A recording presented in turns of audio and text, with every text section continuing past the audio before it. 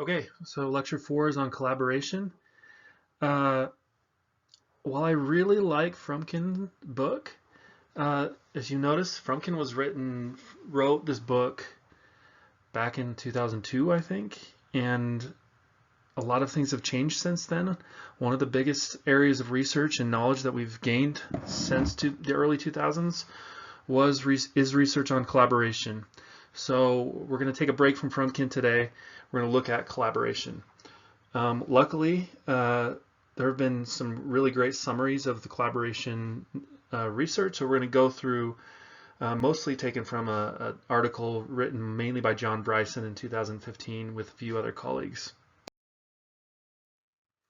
So the outline, we're going to look at designing and implementing cross-sector collaborations, and then we're going to take a look at privatization and public-private partnerships after that, looking mainly at Savas's work on privatization.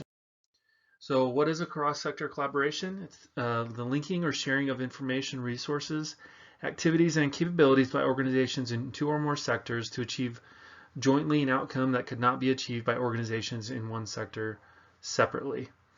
A public-private partnership is a certain type of cross-sector collaboration based on a formal contract between two or more entities. We're going to expand upon and maybe change that definition a bit later when we look at Savas's work. Okay, this is kind of hard to see, but what Bryson and colleagues did in 2015 was they went and did a big meta-analysis and looked at all the research and theorizing on collaborations in government and nonprofit and business. And they kind of combined it all into this big meta framework. So we're kind of going to use this as an outline. To start, up here in the left, we have the general antecedent conditions. These are the word antecedent means before, basically. So what generally conditions do we notice before a collaboration starts? Initial conditions, drivers, and linking mechanisms. So the things that sort of start to drive a collaboration to happen. And then if you go both ways, you have collaborative processes and collaborative structures. So processes are more of the informal things that happen within a collaboration, and structures are more of the formal things that happen. And then as we go on, we can now talk about accountability and outcomes with a collaboration, as well as the tensions that might occur within the processes and structures of a collaboration. Okay, general antecedent conditions. Collaborations may be mandated, or sometimes is a requirement as part of grants. They can just emerge naturally out of the course of everyone doing their work. They can be formal, they can be informal. Often they can come about with the realization that government can't remedy every public problem on its own. Non-government partners might have things that will help the government: expertise, technology, relationships, financial resources.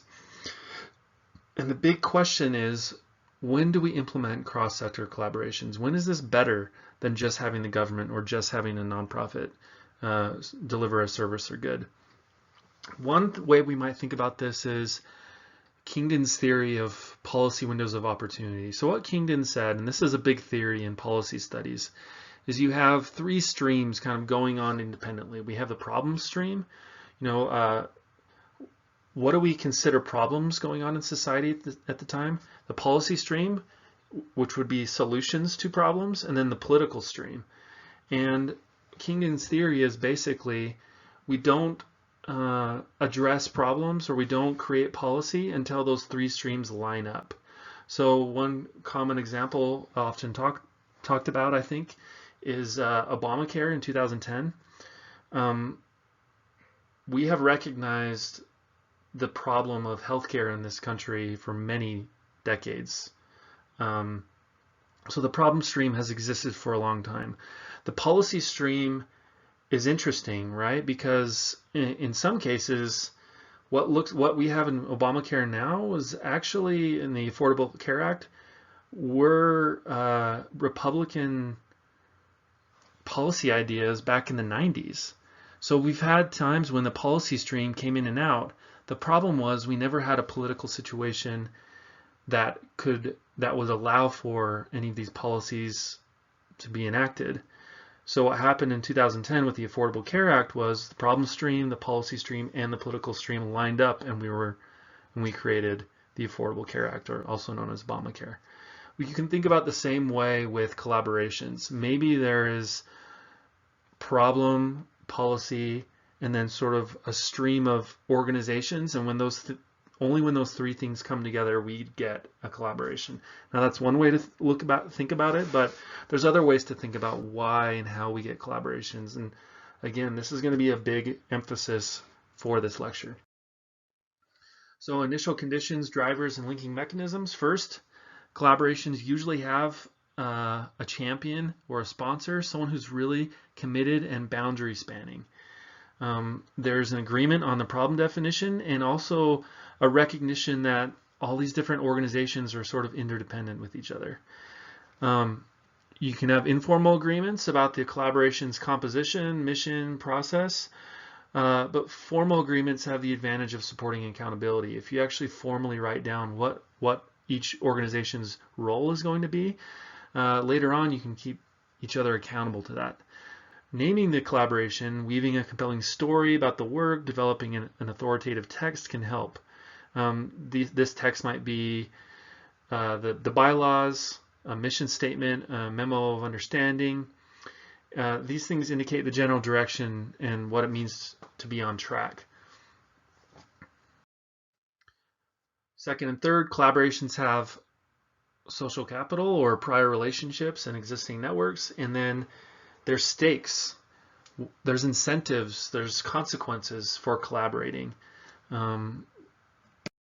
Fourth, there's something about the nature of the task that necessitates a collaboration that affects its member structures and processes. Now this is a big open question. We haven't really figured out what is it about certain tasks that might lend towards maybe more of a collaborative structure versus not. We have some hints. So Simo and Baez, they looked at extreme conditions and for example with Hurricane Katrina and how that affected the need for our collaboration. So maybe there's something about the extreme conditions caused by natural disasters that lends itself towards collaboration. You know, we can't all do it on our own, so we have to work together in a natural disaster. So the question I have, and kind of is still an open question in society, is what types of tasks are there, and how could the nature of the different tasks that we have affect whether or not we collaborate or how we build collaborations. Okay, now moving on to collaborative processes. So you have trust and commitment, you have communication, you have legitimacy, and then collaborative planning. So trust is supremely important. Partners build trust by sharing resources and information, showing that they know what they're doing, having good intentions, following through. Failing to follow through, you can break trust. Coachman, Kuhn, and Farrer have a really great description of communication. They call it the complex process of meaning, negotiation, and construction. So as we communicate, we create meaning together about what problems are and how we can solve them. Legitimacy. An organization within a collaboration seeking to acquire necessary resources must build legitimacy by using structures, processes, and strategies deemed appropriate within its environment. Okay, so the idea here is you have to kind of look like something people recognize, and you are legitimate if people can recognize what you're doing. So the idea behind this, it's kind of a big word, is isomorphism, but it's basically the idea that, you know, if you want to be a school, you need to look like a school. You need to have principal, you need to have teachers. And if you have an organization that teaches people but doesn't look like a school, it may not appear legitimate to its partners. This is good and bad, right? Because it helps us recognize different types of organizations in society, but it also creates more sameness or likeness and maybe a bit less innovation. So it's a big, interesting aspect of collaboration is how to become a legitimate partner with your collaborators. And then finally, planning, deliberate formal planning. You can talk about mission, goals, objectives, of the roles, the responsibilities. But there's also emergent planning where you're kind of already have a clear mission and goals and roles, and then the action steps sort of emerge over time as you kind of just work and converse with each other. Both of those have their costs and benefits, obviously. Moving on to collaborative structures. One interesting thing about processes versus structures is most of the research has really emphasized organizing as a process over the structure of organizations. So if you think about in any single organization, you have the formal like organization chart, whose different roles are, but then you also have the informal structure, who's friends with who within the organization. When you think about a collaboration, because social capital is so important, a lot of the focus in research has been about who's friends with who. What are the links between all the different organizations? Less research and focus on the formal structures of how we organize in collaborations. Some things that might influence structure, static structures may suffer because when they have to adapt to a dynamic environment, it's harder if you have a static structure. In transnational collaborations, complexity is harder because you are collaborating across nations, which introduces a whole another realm of things to deal with. Talk about the role of structural and related processual, I hope I said that right, ambidexterity. I said that one right. So ambidexterity is being able to deal with tension, stability versus change, hierarchy versus lateral relations, power structure versus voluntary and involuntary power sharing, formal versus informal networks, existing forums versus new forums. So how are you able to balance between stability, change, formal structures, informal structures? And the better you're able to do that, the better the collaboration will work. So the intersection of process and structure, so we need to have leaders with skills, so collaborative capacity builder, someone who either with their legal authority, their expertise, their reputation as someone who's honest, a combination of those three. When we give someone that role, when they have those attributes, that's going to help the processes and structure of the collaboration. Then also governance. The thing about other organizational governance, like a single organization, it's kind of taken as given. We have the formal structure, we know who the leader is. In a collaboration, it's not so clear. And so you have to sort of let it emerge as you are working together. You kind of, things just sort of bubble up and leaders appear. Other things drop down and become less important. But through these interactions, you develop values, norms, trust, and then it kind of enables social mechanisms, and then you're kind of coordinating, taking care of each other, watching out, seeing what each other's doing.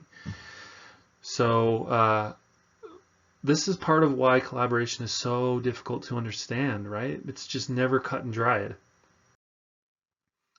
Other things that intersect with process and structure, certainly technology. Now, when we talk about technology in this context, it's not just like computers or tech. Technology could be a new work procedure or a new way of doing something. It could be a tool. Technology affects collaboration in two ways. It can act to facilitate collaborative behavior. So you maybe tech, some sort of app that you have that you can communicate easier, might help facilitate your collaboration. But second, technology acts as a human actor in that it can sort of provide you solutions or help you view things in a way that any individual wouldn't view them. Collaborative capacity and competencies, individual attitudes deemed helpful for cross-sector collaboration are interpersonal understanding, openness to collaboration, and concern for the common good. And then finally, endemic conflicts and tensions in a collaboration. Conflict is exacerbated when when the organizations within the collaboration differ in status, right? So you have a government that maybe some government agency that is charged with dealing with whatever issue, right? That puts them in a certain place within the collaboration compared to maybe a small nonprofit who's working with them. So how do you deal with that conflict? And then also competing institutional logics. Institutional logics are really important and interesting. So institutional logics are kind of like the historical rules of the game, or the patterns of how things were interacted. It's how we interpret action.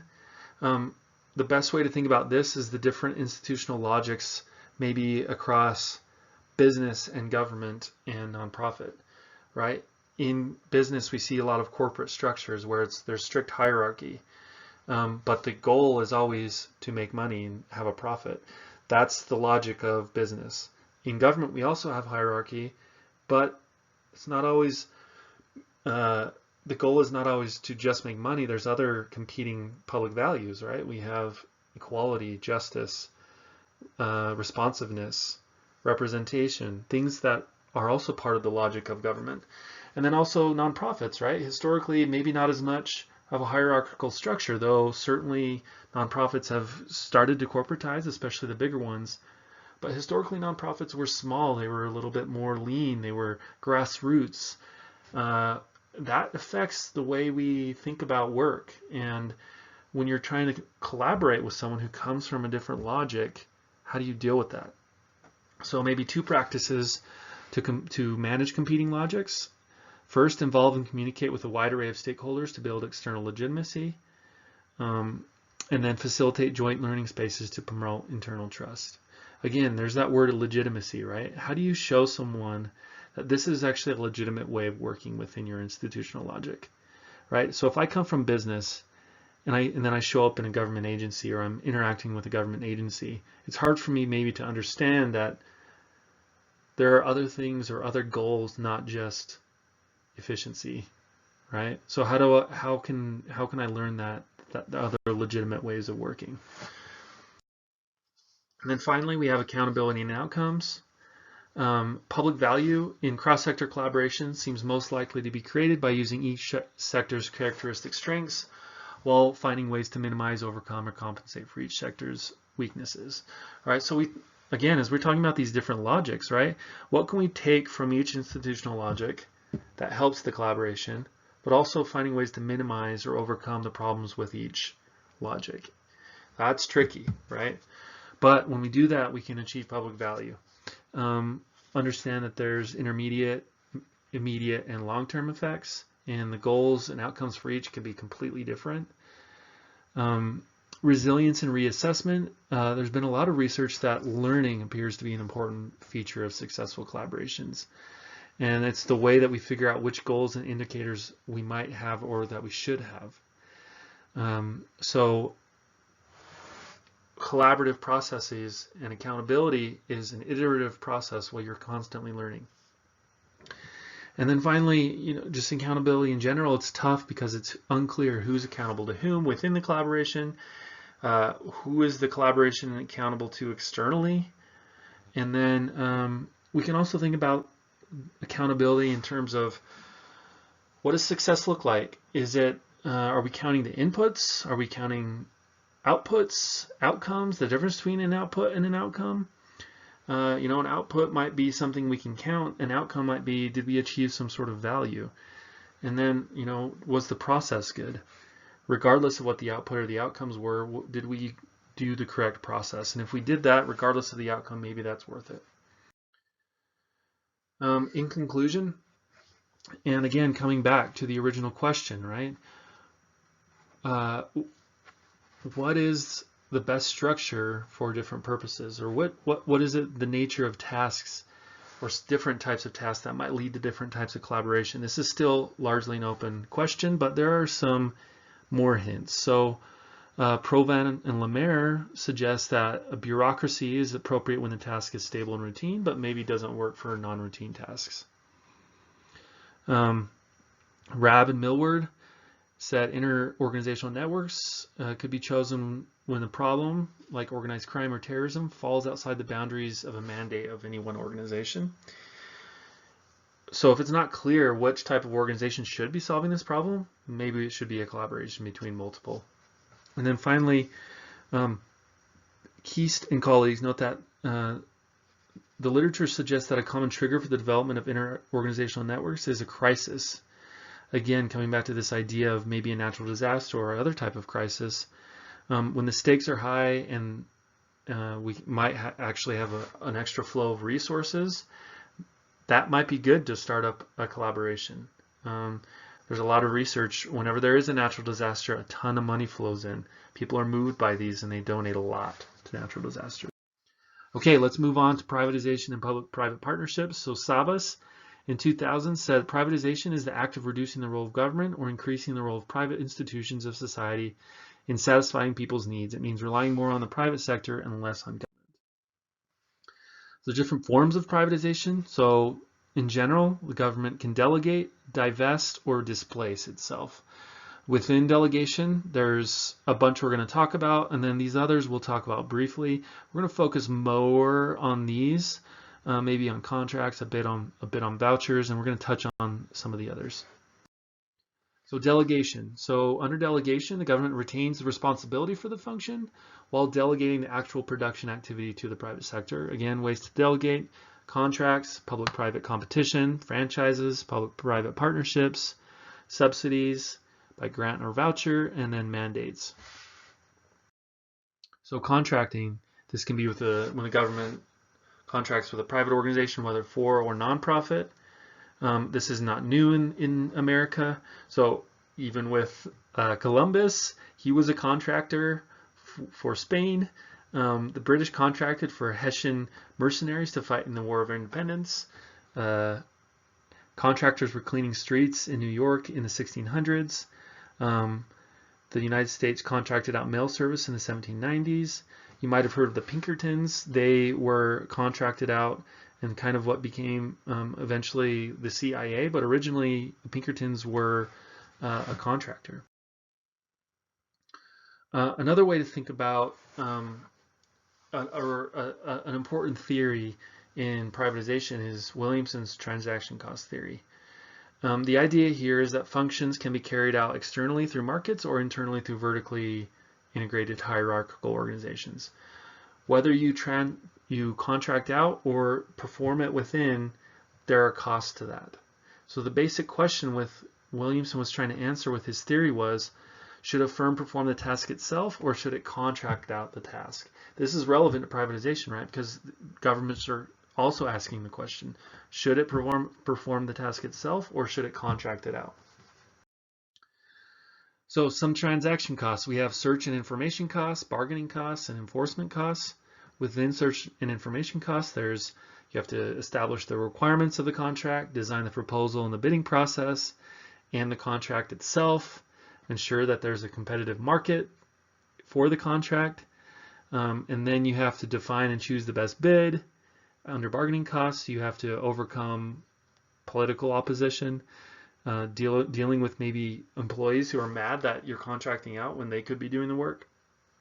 You have enforcement costs, working with a contractor both cooperatively but also arm's length so you can monitor their work and their results, and then you can decide whether you're going to renew or terminate upon completion. All of this takes time and resources.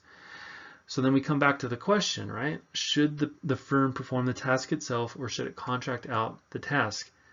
So one really simplified way of thinking of this is, well, if the transaction costs are too high, you should just do it in-house. Okay? But this is where Williamson really had a really interesting theory, and I think his quote is helpful. He said, while organizational man is computationally less competent than economic man, he is motivationally more complex. So what is Williamson saying here? What he's saying is, to contract out is to act like an economic man, right? We just add up the cost of whatever it takes, and then we can kind of get a dollar number almost on how much this transaction is going to cost us. How much does this contract cost, right? And then maybe you could say, well, let's just compare that to the cost of hiring the employees internally, right? But the point, I think, with this quote is that organizational workers, while they adding up the value maybe is less clear, there's also differences in motivation, right? When you have workers, they get motivated by different things. When you're contracting out, you may not consider the motivation. It's all just about the contract, right? So now we're comparing the cost of transacting versus the cost of keeping and motivating someone internally. And then it gets a lot more complex.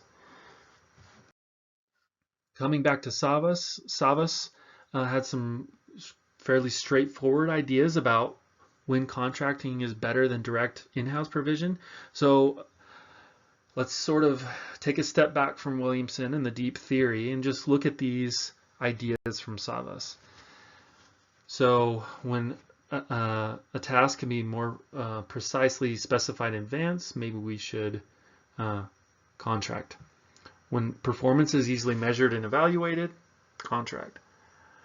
When there's more competition among potential employers, when the less the activity is core to the agency's mission, the more the demand for services varies over time, the more that private providers can hire people with the needed skills more easily than government can, and when private providers have greater economies of scale in producing services. The thing about this, though, is how many of these do you need to have before you determine a contract is worth it? Is it 4? Is it all of these? It's not clear. Again, this question, similar to the question of collaboration. With collaboration, we're always trying to figure out when should we collaborate. Same thing with privatization and contracting. When is it appropriate to contract? Now, again, coming back and thinking about some of the ideologies we talked about in class, like neoliberalism, right? Neoliberalism will pushing you to contract out, right? But if you take a step back and just think about, well, what's the best overall? We're just trying to do a good job. Some of these steps might be helpful. Okay, franchising. Under a franchise, government awards a private organization the right or the exclusive right to sell a service or product to the public. There's usually things in the public domain: airwaves, airspace, streets, underground space. So the broadcasters, airlines, bus and taxi companies, utilities, they get the franchise to provide that service. This is kind of interesting, right? When you have something like Uber that appears and it doesn't have that franchise, or it's working to get it in different places, what do? You know? Next, moving on, grants and subsidies. So instead of the government carrying out activity, it arranges for a private entity to do the work, and then it provides financial support. Unlike a contract, the grant may just be it's a little bit more open. So they're different from contracts in that grants is just kind of like a general requirement: run the bus service, build this house, do this research, promote the arts, where a contract is very specific within the contract what they should do and when. As we've talked about previously, the 501c3 designation is a subsidy through tax expenditure, right? We're deciding not to gather taxes because we want to subsidize a certain activity in our society. Vouchers are really interesting. So instead of subsidizing the producer, giving them a grant, we're actually going to subsidize the consumer. So what this does is it introduces an element of choice in thus competition and maybe a bit more efficiency. So if you like efficiency, you're going to like vouchers. One of the problems is, as we've noted, efficiency isn't always the only value we want in government, right? We want equity, we want responsiveness, we want representation, all these other things that at times may work with efficiency, but at times may not. One interesting and very good example is school vouchers. So the school voucher, each student gets a voucher, and then they decide where to go to school, and then whichever school they go to gets the money from that voucher. So if you have a really good school and all the students want to go there, all the money will go to that school. If none of the students want to go to another school, none of the money will go there, and that school will close, right? So you've introduced a little bit of competition between the schools to do a good job. Now here's the question, right? Do we want that type of competition? What if the school can't handle that many kids trying to get in there? What do we do then, right? So now, and then we come kind of back to some of the issues of what is the role of education in society, right? Are we supposed to educate everyone? Well, how do we just try to make that really good school bigger, but maybe as it grows, students don't want to go there anymore? It gets really tricky really quickly. But this is an area with a lot of research, a lot of proponents, a lot of people who oppose this. It provides a really interesting, different approach to paying for public services. Mandates. So insurance is a common example of a mandate where private employers have to provide it for their employees once they get over a certain size. This is kind of tricky though, right? Because if a government can just mandate the private employers to do it, what that ends up being is either lower wages for employees or higher prices for consumers. In any case, we still have to pay for it in society, whether we pay for it through taxes, through higher cost of goods, or through lower wages.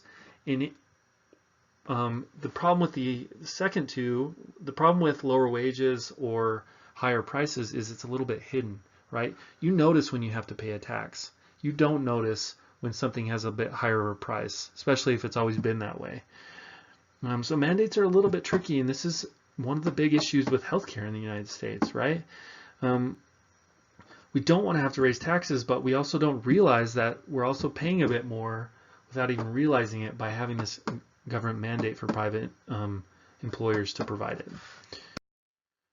And then finally, other forms of privatization. So the government can divest. It can sell its assets. So an example is the U.S. sold shares of its railroads to the public. It can transfer freely its things. So for the example here is the government transferred ownership of a hospital to a nonprofit. Not very common, but does happen. The private sector can displace government at times. So again, coming back to the example of Uber, by default, Uber is some places taking over public transit because it's maybe faster or cheaper, or you don't want to sit on public transit with all the other people there. You just want to be in the car. Uber in some ways, in some places, is displacing public transit, and there's kind of a lot of interesting issues with that. Other examples, private police, businesses that build infrastructure for themselves. Private sector can displace government through withdrawal. So sometimes government will give funds to nonprofit organizations like museums, zoos, opera houses, theaters, libraries, other social service agencies. Can be done through voluntary action. So the most common example is adopt a highway, or adopt a park, or a library, or a zoo, where a certain group wants to adopt that and they're going to fund that thing. And then finally, by deregulation. So the best example often here is that by deregulating mail services and allowing UPS and FedEx to appear, we have sort of displaced the postal service because these other services may be better in some cases. Okay, concerns with privatization. Public officials may fail to specify properly the full dimensions of a service to be purchased from contractors. So this could be leading to a lot of misunderstanding and disputes. When divesting an asset, they may undervalue it and shortchange the citizens, right? If all of us own collectively the government's assets, it's a little bit strange when a politician says, I'm going to sell that and maybe undervalue. Well, as a taxpayer, how do I feel about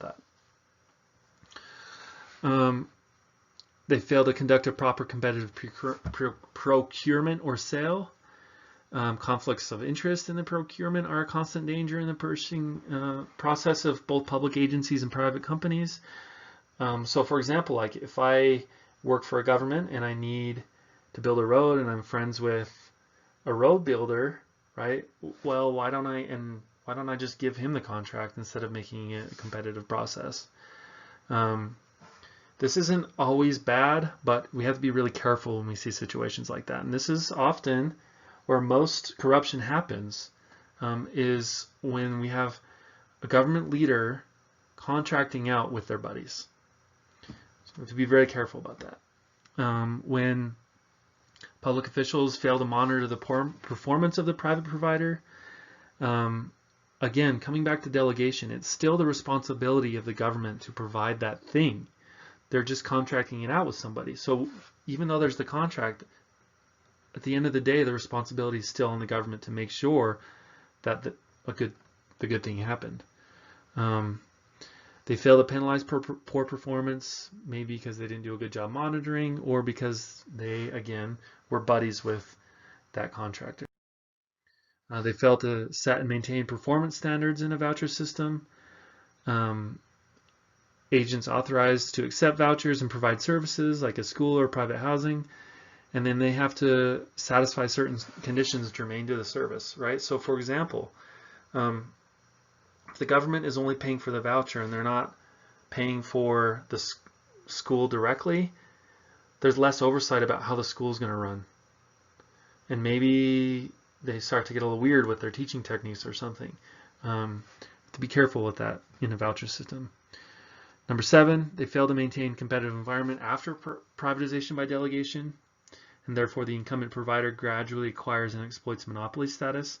Trading a public monopoly for a private one is not a prescription for better government. Often this is the case where you have a contractor that gains so much expertise by working on that thing for so long that it becomes extremely hard for new entrants to come in and compete for that contract. The biggest place where this is an issue is in the military, right? You have businesses that have gotten so specialized with maybe the weapons, the specialized weapons they're building, or the specialized technology, that no other organization is going to have that technology and be able to get that contract. So then what do you do?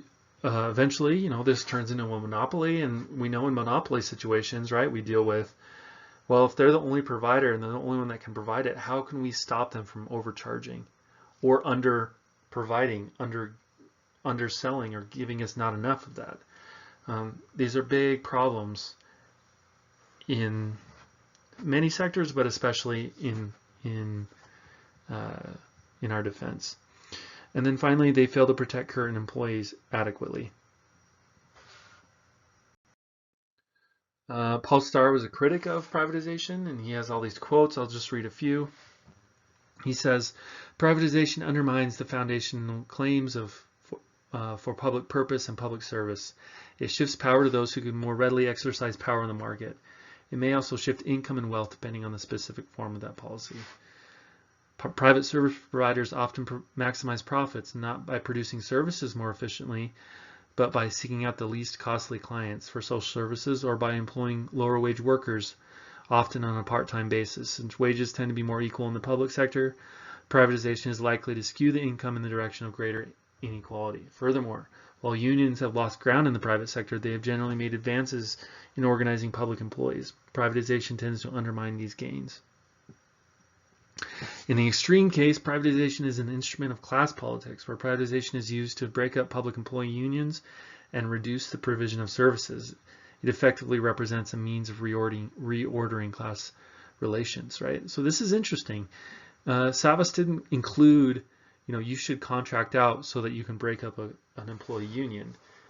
That was not one of his prescriptions for when you should or shouldn't contract out, but that may be the case sometimes. There have been some interesting research, one by Andrews and Whistle. They studied Welsh local governments. They did a survey of managers of local governments, and they asked them, when were partnerships successful in terms of effectiveness, efficiency, and equity? They found that intergovernmental partnerships, so when two agencies within the government partnered, there was more effectiveness, efficiency, and equity. When government and business partnered, they saw a decrease in effectiveness, little effect on efficiency, and a decrease in equity. When government partnered with nonprofit, there appeared to have no impact on effectiveness, efficiency, or equity. Now, you have to be careful with claims like this, right? First, this is just a survey of the manager's perceptions of success. This may not be an accurate, or this may not be a way, if I were a citizen, my perception of the success may be different. Also, you have to be careful not to think, okay, well now intergovernmental partnerships will cause these things. It may just be something specific to the Welsh experience.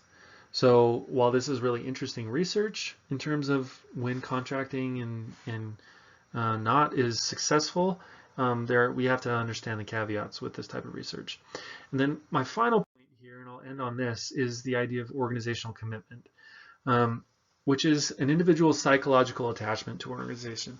We know that we have public service motivation in the public and nonprofit sectors a lot more than we do in the for-profit sector. People join people join government or nonprofit because they want to make a difference. They want to serve the public. Now, if we think about from the employee's perspective, if you're a government worker, you were there because you want to serve the public. That's different from a contractor who works for a for-profit organization who is contracted with the government. What does that mean for how that employee is going to be committed to their work? We know that higher organizational commitment leads to less turnover, more organizational citizenship behaviors, better performance, less stress, more empowerment. And then we think about, how does working for the government directly versus working as a contractor affect your organizational commitment? Does sector matter? So when we think about this, think about the difference between a patriotic soldier versus the mercenary contractor, right? One of those we really like, and the other one we're getting a little bit nervous about. There's the example of Edward Snowden, right? We know the Edward Snowden story. He was a contractor for, I think, the NSA when he gave up a bunch of government secrets, right? Well, do you think that might have been different had he not been a contractor? It's hard to say, but we do know that organizational commitment might be different in these different situations. So that's another thing to consider when thinking about contracting and privatization. All right, that's all I have for today. 41 minutes, a little bit over time, but thank you guys, and we'll see you in class.